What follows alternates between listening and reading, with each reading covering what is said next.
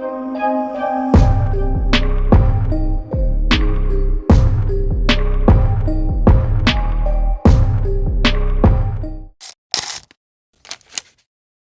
तो हो गया कि एक आपके पास साइबर क्राइम हो गया, एक है कि आपको बच के रहना है। तो उसके दो तरीके हैं। पहला तो ये कि अगर आपके साथ साइबर क्राइम हो जाता हो तो उसके दो प्रिकॉशंस है। पहला, अगर वो एक फाइनेंशियल फ्रॉड है, फाइनेंशियल फ्रॉड मतलब पैसे चले गए हैं उसमें, तो उसके अंदर आपको क्या करना है, 1930 पे कॉल करना है। अब बहुत लोग क्या करते हैं, 1930 पे कॉल करते हैं, फिर उनसे डिटेल्स मांगी जाती है, वो डिटेल्स प्रोवाइड नहीं करा पाते। तो जो कुछ डिटेल्स हैं आप ऑलरेडी प्री रिटर्न करके रखेंगे। जैसे आपके अकाउंट से 10-15 हजार रुपए निकल गए, तो आपको 1930 पे कॉल करने से पहले क्या क्या चीजें हैं जो नोट करके रखनी है, वो है एक आपके किस अकाउंट से पैसे निकले हैं और आपकी ट्रांजैक्शन आईडी क्या है। ट्रांजैक्शन आईडी जरूरी है याद रखना, और डेबिट कार्ड नंबर भी आपसे मांगा जाएगा। डेबिट कार्ड नंबर आपको देना पड़ेगा, बट सीवीवी आप नहीं देंगे।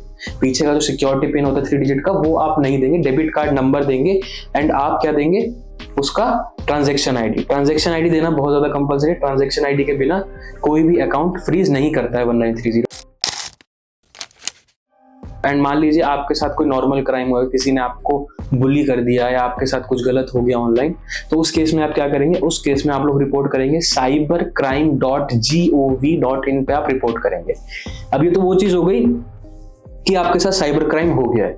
अब मान लेते हैं प्रिकॉशंस क्या क्या लेने हैं। पहला प्रिकॉशन तो आपको ये लेना है कि अगर आप एक एडल्ट हैं या आप एक नॉर्मल वर्किंग आदमी है, तो उस केस में आप लोग डेबिट कार्ड और क्रेडिट कार्ड का यूज बहुत ज्यादा करते हो।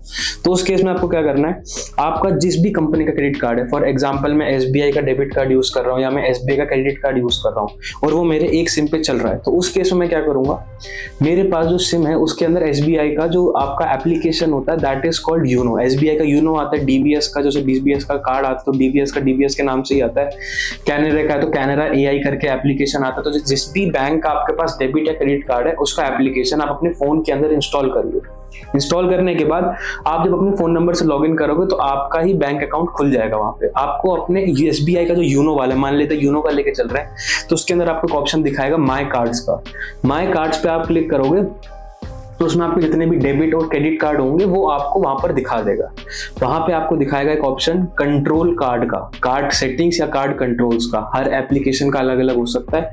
उसमें जब आप जाएंगे तो उसमें आपको 2 ऑप्शन दिखाएगा। अगर क्रेडिट कार्ड है तो 2 ऑप्शन दिखाएगा, that is domestic usage and international usage. And अगर डेबिट कार्ड है तो उसमें बस डोमेस्टिक यूसेज का ऑप्शन ही आएगा। अब उसको आप लोग डिसेबल करके रखोगे। डोमेस्टिक यूसेज और इंटरनेशनल यूसेज को आप डिसेबल करके रखोगे। क्यों?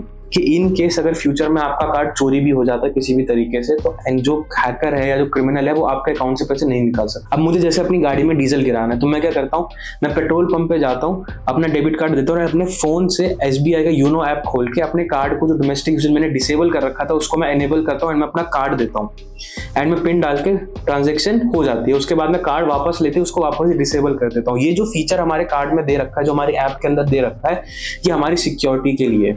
इसमें जैसे आप बटन दबाओगे तभी कार्ड ऑन हो जाएगा, जैसे ही बटन दबाओगे तभी ऑफ हो जाएगा। तो आप उसको ऑन करके रखो। जब आपको पेमेंट करनी है आप अपना फोन खोलो, उसको ऑन करो एंड वापस उसको ऑफ कर दो। सिंपल तरीका होता है।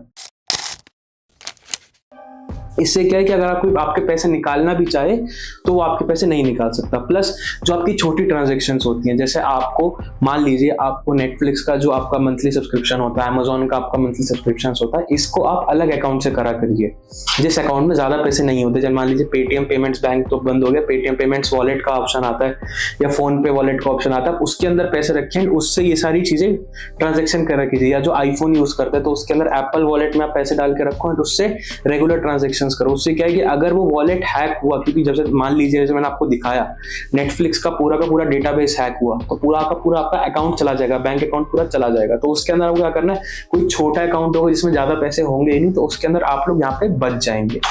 तो ये कुछ सिंपल प्रिकॉशंस है जो आप लेके रख सकते हैं।